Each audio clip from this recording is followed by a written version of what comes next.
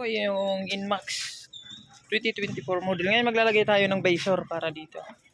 So, madali lang tanggalin. Nakatornilyo siya. Dito, alin. Saka dito. Is apat. So, ito tinanggal ko na kanina. Wala kasing tagahawak ng video. Ayan, tinanggal na natin. Mali, hatakin lang to. Ganyan siya.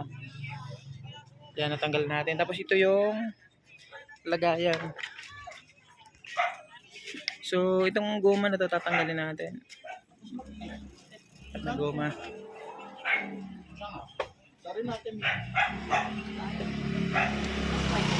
So, ayan. Yung apat na goma. So, papalitan natin ng tornilyo na bakal. So, ito yung apat na tornilyo na ipapalit natin. Ayan.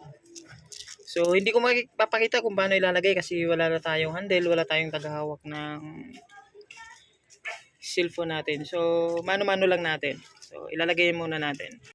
So, ayan, yung apat na tornilyo. Butas lang din naman yan, napakadali. Ilulusot mo dahil tinanggal natin yung goma. Tapos yan ang ipapalit natin. So, higpitan lang natin. Napakadali lang. Plug and play naman. So, higpitan lang natin. So ayan na, nalagay na natin. Make sure lang natin na mahigpit. Dahil ibabalik na natin yung bracket nung sa visor. Babalik na natin yung dati. Yan. Sure lang natin na mahigpit siya para hindi siya matatanggal. So ngayon, yan yung tinanggal natin kanina. Yan. So, ibabalik natin. Ganoon pa rin, disalpak rin. Kasi may mga lock naman siya dito sa loob. Yan, may mga lock siya. Kaya isusuksok lang natin. Tara, isuksok na natin. So, ayan, sinuksok lang din natin. Ayan. Sinuksok natin. Ngayon, so, yung ano naman, yung bakal na bracket ang ilalagay natin. Ito na yung tornilyo na nilagay natin kasi dati siyang goma. Ngayon, bakal na siya para mas matibay siya. Ito na nga pala yun, mga inasimbol ko na. Tintornilyo ko na. Hindi pa siya maigpit, kumbaga para hindi siya masyadong matagal ng video natin. Ayan. Inabang ko na kanina. Tapos ito yung bracket na sinasabi ko na ilalagay natin dito. Ayan. Ganyan ang magiging forma niyan.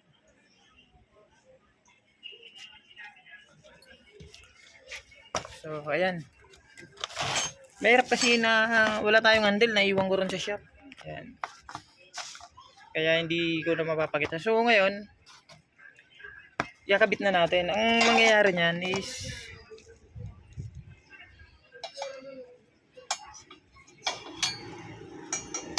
ganyan ang mangyayari niyan.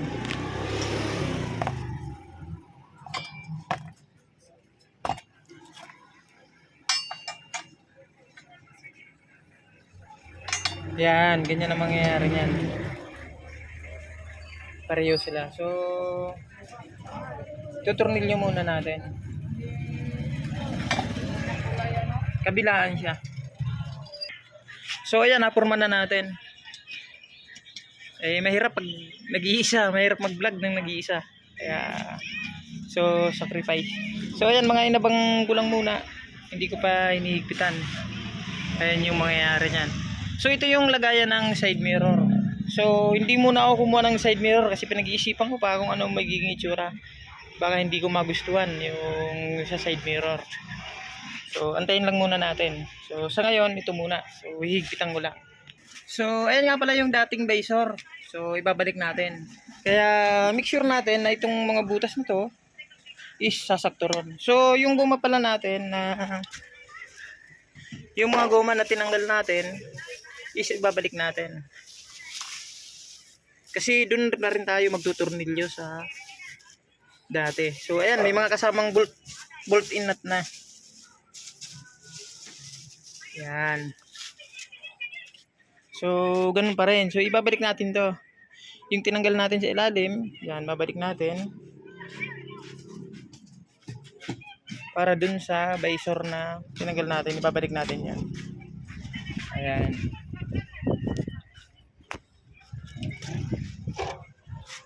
So, ganun pa rin. Ito yung magiging forma niya. Ayan. Medyo aangat lang siya ng konti. So, tingnan natin. So, make sure pala natin, hindi natin nakalimutan. Kailangan maibalik natin yung 4 na bolt. Ayan, 4 na bolt dito. Para hindi siya matanggal. Ayan, yung dati, ibabalik lang din natin. So, higpitan lang natin. Ayan na, okay na, napit na natin. So, naigpitan na rin natin, pati dito. Make sure lang natin na talagang maigpit siya para hindi aalog-alog yung visor niya. Kaya yung visor niya is plastic, baka mabasag. Ayan. So, dito maglalagay rin tayo ng lagayan ng cellphone or kung ano mang na pwede nating ilagay. Maglalakabit tayo dyan. Ayan po ang itsura niya. So, ilalagay na natin yung visor. Kagandahan is yung dati is mababalik natin. Yan, ganyan ang magiging itsura niyan. Lang nagbago. So, antayin na natin, itornilyon lang natin. So, ayan na, binalik na natin yung dati. So, ang pagkakaiba nga lang is medyo madilim kasi ito yung lagayan ng side mirror. If gusto ko maglagay ng side mirror dito, kunyari ito, alisin ko to at papalitan ko. Dito na mangyayari, dito na sa labas na. So, hindi ko muna nilagay dahil pag-iisipan ko muna kung okay ba. So, ang pinagkaiba is nakaangat siya. Bago pare ah. Ayo, pare. Nakaangat siya. Di kumpara sa dati is dikit siya, dikit ang visor niya. So, ayan. So, pwede pa tayo maglagay dito ng bracket dito. Yan, pwede tayo maglagay dyan na nakatornilyo para lagayan ng cellphone o anumang gadget na pwede nating isabit yan. Imbis na dito, kadalasan dito nilalagay. So, ang mangyayari, hindi na rito. Doon na. So, ngayon, aalisin natin. Pinag-isipan ko kung ito is aalisin ko at ililipat doon. Ito nga pala yung version to na 2024 na model. Meron na rin siyang automatic cellphone connect. Ayan po siya. Kilis na rin siya.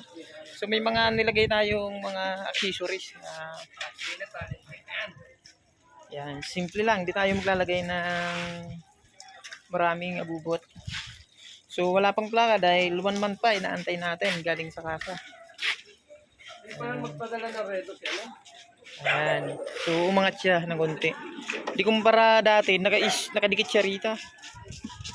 So ngayon nakaangat na siya. Naka-ready na yung sa side mirror na iaano natin. So ayan po yung ginalap siya niya.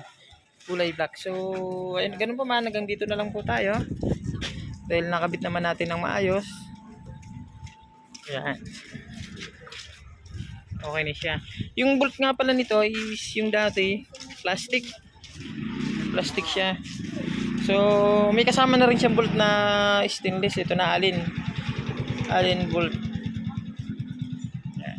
So ayan po, ayan na lang. Sana makatulong at may matutunan kayo kahit konti. So, ayan po, maraming salamat and God bless po.